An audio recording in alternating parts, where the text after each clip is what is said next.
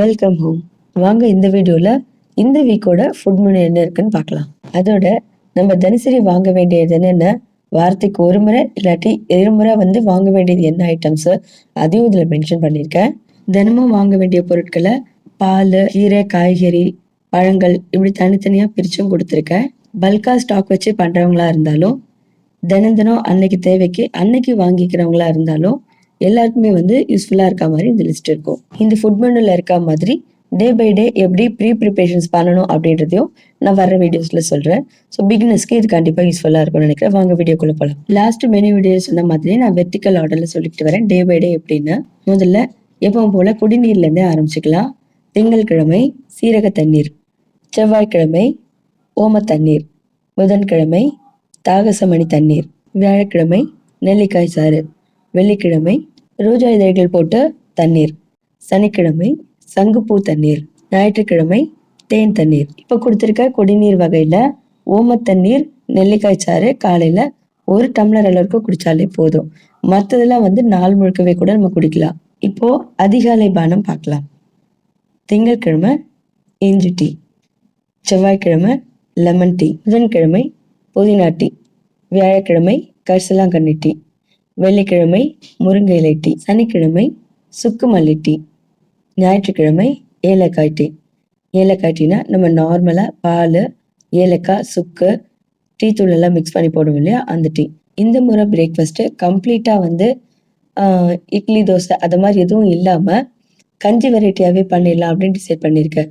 Because வெயில் அதிகரிச்சுட்டே இருக்கு இல்லையா, ஸோ அப்போ சாப்பிட்றதுக்கு யாருக்கும் தோன்றது இல்லை. வெயில் டைம்ல காலையில இப்படி கொடுக்கும்போது கொஞ்சம் ஹெவியா இருக்கு அப்படின்ற மாதிரி ஃபீல் பண்றாங்க.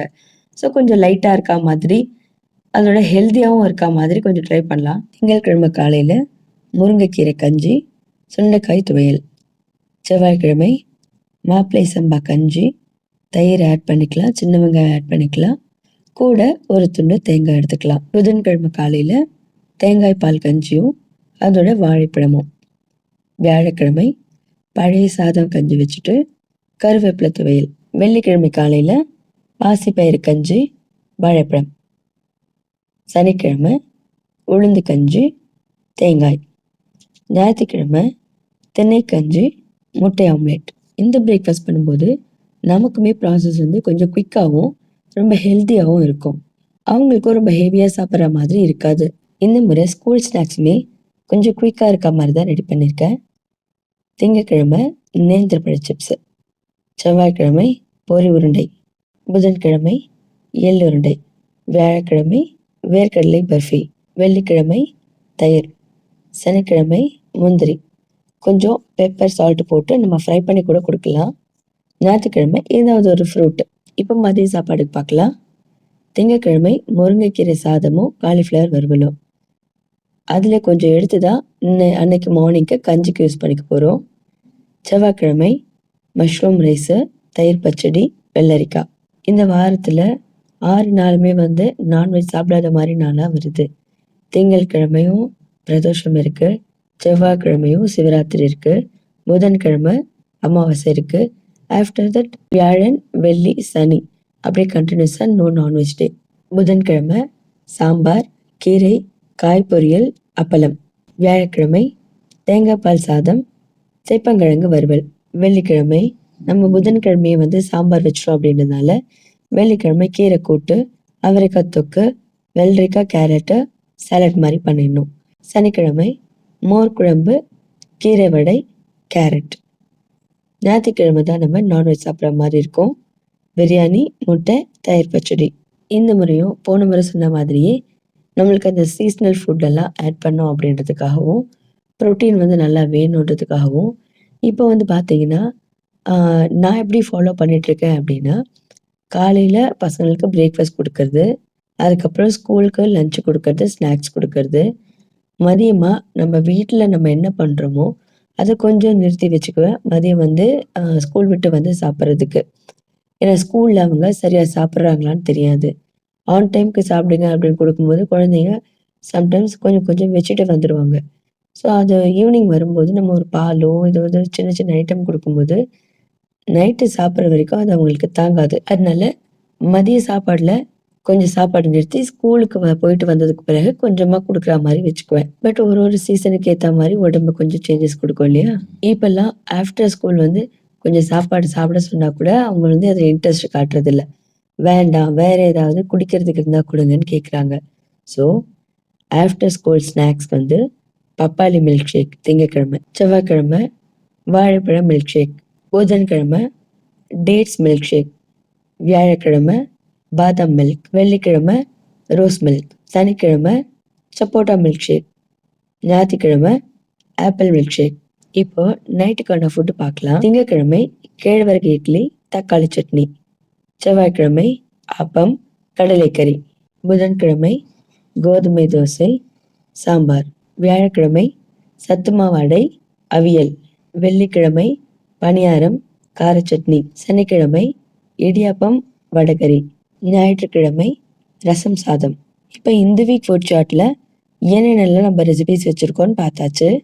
அண்ட் இதை வந்து எப்படி ஈஸியாக நம்ம ஹேண்டில் பண்ணலாம் அப்படின்றதுக்கு இந்த மெனு வந்து நான் எப்படி ப்ரிப்பேர் பண்ணியிருக்கேன் அப்படின்னா, இன்னைக்கு மார்னிங்க்கு நம்ம தேவைப்படுற ஒரு பொருளை அப்படியே அன்னைக்கு ஈவினிங் வரைக்கும் நம்ம எப்படி வந்து அதையே வச்சு அட்ஜஸ்ட் பண்ணலாம் அப்படின்ற மாதிரியும், அதே மாதிரி இன்னைக்கு லெஃப்ட் ஓவரான வெஜிடபிள்ஸை நெக்ஸ்ட் டே எப்படி வந்து ஆட் பண்ணிக்கலாம் சமையல்ல அப்படின்ற மாதிரி தான் நான் எடுத்திருக்கேன். இப்போ நமக்கு எந்த பொருள் என்னன்னைக்கு தேவைப்படுது அப்படின்ற மாதிரி பார்த்துடலாம். பால் வந்து நம்ம தினமுமே ரெக்குயர்மெண்ட் இருக்கும். ஏன்னா பாலுக்கு நம்ம மில்க் ஷேக்குக்கும் பால் தேவைப்படுது, தயிர் பண்றதுக்கும் பால் தேவைப்படுது. அடுத்து காய்கறி கீரை வெரைட்டில ஒரு நாள் விட்டு ஒரு நாள் நம்மளுக்கு கீரை எடுக்கிற மாதிரி இருக்கும். டே வைஸ் என்னென்ன காய்கறி நமக்கு தேவைப்படுது அப்படின்றத ஜஸ்ட் ஒரு ரீமைண்டர் மாதிரி நம்ம பார்த்துக்கலாம். நாளைக்கு சமைக்க வேண்டியதை இன்னைக்கு வாங்கி வச்சுக்கிட்டாலும், இல்லை இந்த வீக் முழுக்க நீங்க சமைக்க வேண்டியதை வாரத்துல ஒரு நாளே மொத்தமா சேர்த்து நீங்க ஸ்டோர் பண்ணிக்கிட்டாலும், இந்த மாதிரி லிஸ்ட் எடுத்து வச்சுக்கிட்டா கம்ஃபர்டபுளா இருக்கும். அதை வாங்கி வச்சதை லிஸ்ட்டுக்கு பேஸ் பண்ணி ஏதாவது இருக்கா இல்லையான்னு கிராஸ் செக் பண்ணிக்கலாம். இப்போ வாரத்துக்கு ஒரு முறை வாங்க வேண்டிய ஐட்டம்ஸ் அப்படின்றதுல வெங்காயம், தக்காளி, இஞ்சி, பூண்டு யூசேஜுக்கு பொறுத்த மாதிரி நீங்க வாங்கிக்கலாம். கருவேப்பிலை, கொத்தமல்லி இந்த மாதிரி ஐட்டம்ஸ் எல்லாம். ஆல்ரெடி சொன்னபடி நான் வாரத்துக்கு 2 இல்ல 3 முறை பர்ச்சேஸ் பண்ணுவேன். ஸோ எனக்கு ஆனியன், டொமேட்டோ, அப்புறம் இந்த பூண்டு, இஞ்சி இந்த மாதிரி ஐட்டம் வந்து ஒரு 4 நாளைக்கு கூட வரா மாதிரி இருக்கும். இப்போ நான் 1 கேஜி 1 கேஜி வாங்கினேன்னா, பூண்டெல்லாம் பார்த்தீங்கன்னா, ஒரு 1/4 கிலோ பெரிய சைஸ் பூண்டு, 1/4 கிலோ சின்ன சைஸ் பூண்டு வாங்கிக்குவேன். இப்போ இந்த சின்ன சைஸ் பூண்டு எடுத்து இஞ்சி பூண்டு பேஸ்ட் அரைச்சிக்கலாம். பெரிய பூண்டு வந்து நம்ம குழம்புக்கு, கீரைக்கெல்லாம் போடும்போது தோல் உரிச்சு போட வசதியா இருக்கும். இந்த மாதிரி நிறைய வெரைட்டி ரைஸ் இருக்கிறதுனால இஞ்சி நிறைய தேவைப்படும். அதே மாதிரி நம்ம டீ வெரைட்டிஸ் போடுறோம் இல்லையா? ஹெர்பல் டீ, ஃப்ளார் டீலாம் அதுக்கும் இஞ்சி நமக்கு தேவைப்படும். அதனால கொஞ்சம் தேவையான அளவுக்கு கணிசமா இஞ்சி வாங்கியாச்சு. கொத்தமல்லி, கருவேப்பிலை வந்து ஓவரா ஸ்டாக் பண்ண மாட்டேன். அது வந்து பார்த்தீங்கன்னா, ஒரு 2 நாள்ல காலி ஆயிடுற மாதிரி பார்த்துக்குவேன். ஃப்ரூட் வந்து நமக்கு மண்டேக்கு தேவையான ஃப்ரூட்டு பப்பாளி. ஸோ அந்த பப்பாளி வாங்கியாச்சு. சண்டேக்கு கேரட் ஜூஸ் போடலான்னு ஐடியால கேரட் வாங்கியிருந்தோம். இடையில இந்த ஸ்டடி ஹாலிடேஸ்லாம் விடுறாங்க இல்லையா? ஸோ அந்த டைம் சும்மா கொஞ்சம் வாய் வெறுப்பா இருக்க மாதிரி இருக்கும்ன்றதுனால கேரட் இருந்தாக்கா நம்ம தோல் சீவி கொடுத்துட்டோம்னா அப்படி பறிச்சுக்கிட்டு ஒரு வாய் கடிச்சிட்டு அப்படியே இருக்கும். அதுக்கு சரியா இருக்கும். ஜங்க் ஐட்டம்ஸ் எல்லாம் அவாய்ட் பண்ணிக்கலாம். தேங்காய் சண்டே மார்னிங் எடுத்தது. ஸோ அதுல ஒரு பாதி எடுத்து நம்ம சண்டே சமையலுக்கு யூஸ் பண்ணிட்டு இன்னொரு பாதி இருக்கு. ஸோ இந்த பாதி எப்படியும் 2 நாளைக்கு இருக்கும். அதுக்கப்புறம் தேவைப்படும் போது தேங்காய் வந்து புதுசா ஃப்ரெஷ்ஷா வாங்கிக்கலாம். கஞ்சி பண்றதுக்கு இப்போ வெல்லம், டெய்லி யூசேஜ்க்கு பால் இதெல்லாம் நம்ம தேவைக்கேற்ற மாதிரி வாங்கிக்கலாம். சமைக்கும் போது அத்தியாவசியமா இருக்க வேண்டிய மளிகை பொருள் நம்மளுக்கு கைவசம் இருந்துட்டாலே ரொம்ப பெரிய டென்ஷன் வந்து ரிலீஃப் ஆயிடும். நம்ம காய்கறி, கீரைகள் இதெல்லாம் வந்து டெய்லி ஃப்ரெஷ். அதை வாங்கி நம்ம உள்ள ஸ்டாக் பண்ணி வைக்கிறதுன்றதை விட 2 நாளைக்கு ஒரு தடவை இல்லை ஈஸியா டெய்லி மார்க்கெட்ல பர்ச்சேஸ் பண்ணிக்க முடியும் அப்படின்றவங்க டெய்லி பர்ச்சேஸ் பண்ணிட்டா கூட ரொம்ப நல்லா தான் இருக்கும். நம்ம மொத்தமா வந்து வாங்கி வச்சுட்டோம். ஒரு நாளைக்கு நம்மளுக்கு உடம்புக்கு முடியல, சமைக்க முடியல அப்படின்ற பட்சத்துல அது இன்னும் நாள் கடந்து தள்ளி போயிட்டே இருக்கும். அந்த காய்கறி வாடி போயிட்டே தான் இருக்கும். வாடி போயின காய்கறியை நம்மளால யூஸ் பண்ண முடியாது. எடுத்து கீழே தான் போடுற மாதிரி இருக்கும். ஸோ அப்போ வந்து நம்மளுக்கு அது காய்கறியா கண்ணுக்கு தெரியாது. ஒரு ரூ. 20 பணம் கொடுத்து வாங்கியிருக்கோம்னா, ரூ. 20 அப்படியே பெருக்கி தள்ளுற மாதிரி தான் ஹர்ட் ஆகும். மொத்தமா ஒரு நாள் போய் வாங்கும்போது ஒரு நாள் விலை கூடி இருக்கலாம். ஸோ அந்த கூடின நேரத்துல நம்ம போய் காய்கறி வாங்கிட்டு வரத விட, ஸோ ஒரு 2 நாள் விட்டு காய்கறி வாங்கும்போது விலை கொஞ்சம் குறைஞ்சிருக்கலாம். நம்ம போடுற ஃபுட் பிளானர் வந்து நம்ம போட்டதை நம்ம 100% அப்படி செயல்படுத்தி ஆகணும் அப்படின்ற அவசியம் எதுவுமே கிடையாது.